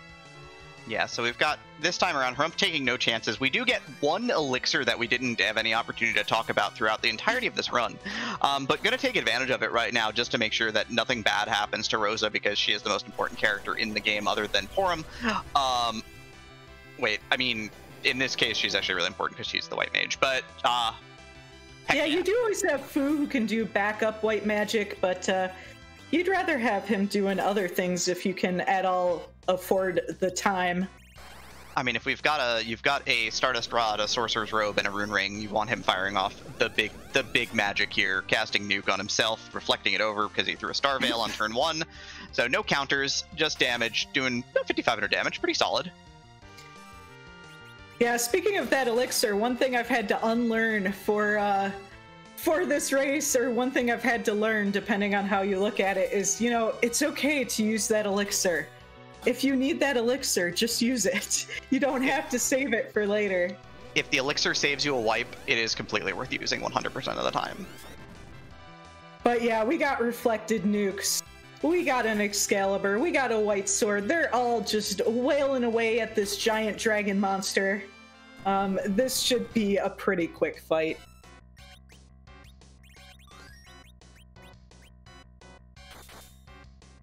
And Fu needs an ether because the one disadvantage of Fu, not a lot of MP. More than Tella. Yeah, but less than any other black mage. Yeah, I mean, 190 to start. We had a Soma drop to add 10 to that. So 200 is 4 nukes. This is fine. We're fine. Everything's completely under control. A Holy Sword Cecil and a Cane will get us through this A-okay fine. No big deal. Yep. I'm just admiring the alternate character palettes, also done by Scala Kitty. So pretty.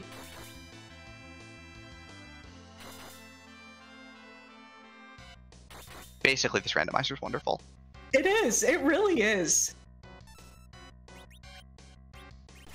Woo, look at that damage go. Yeah, this is a pretty standard way of doing the Zeromus fight after you've done the moon, because you've got, you know, 2 physical outputters, you've got magic, so you're just trying to push past this second Big Bang, basically, because what'll happen the other thing about the health refill I was talking about earlier is that it will reset the script of Zeromus back to start, which means you can sort of save yourself. Oh no. Uh-oh. We are in trouble. Fu is up, though.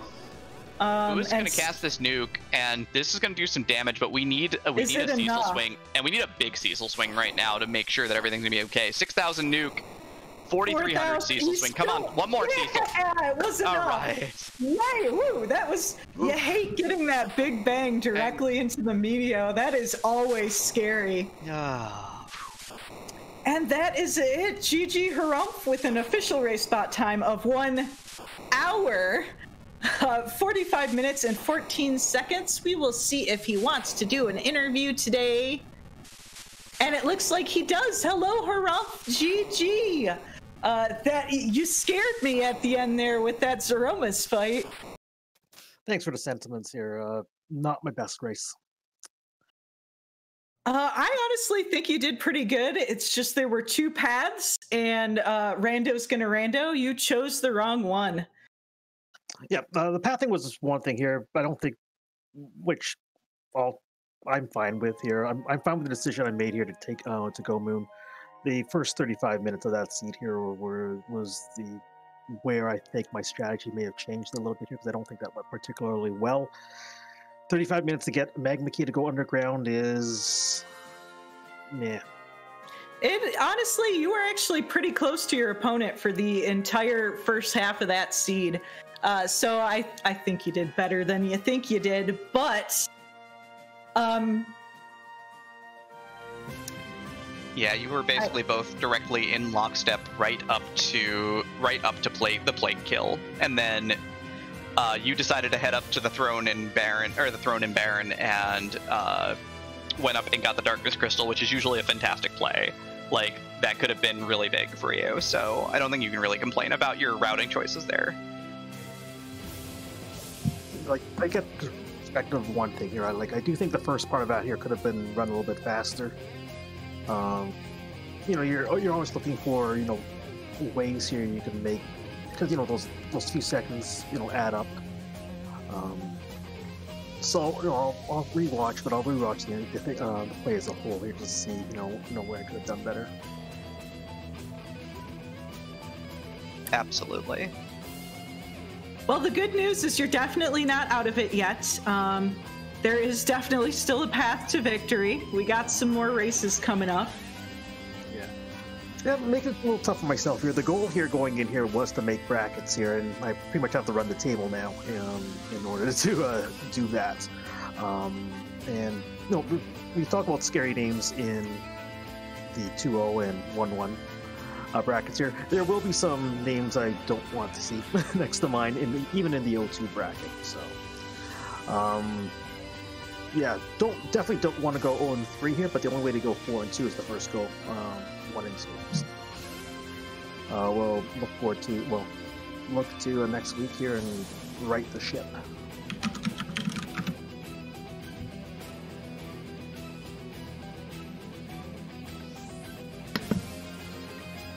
Yeah, I'm sorry, I don't have a ton of questions at this point in time, but it was actually a surprisingly straightforward seed. It was just unlucky for you that Moon was haunted today. Yeah, most of the time here I'll make the Moon play most of the time. Hint, hint. It didn't pay off this time, but another seed here. Who knows?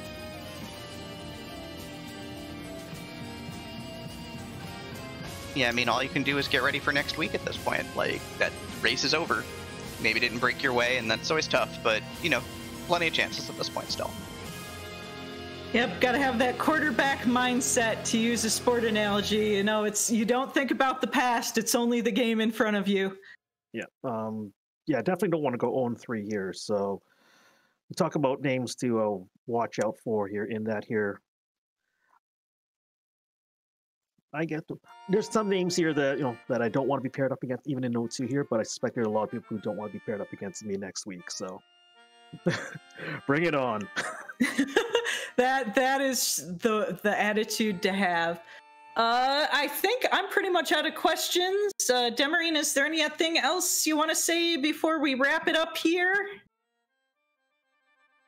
No, well, good race today.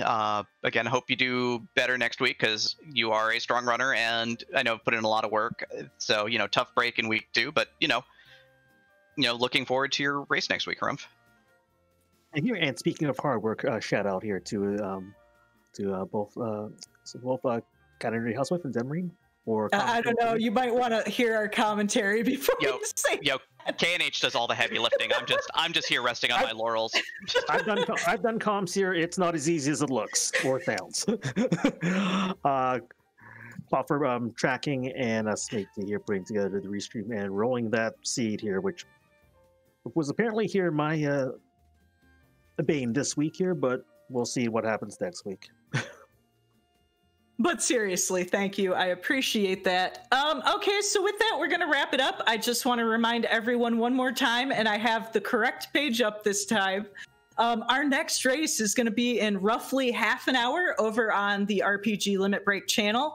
And thank you, both RPG Limit Break and the Randomania network of channels for hosting our tournaments. It's great because we don't have enough channels to do it ourselves.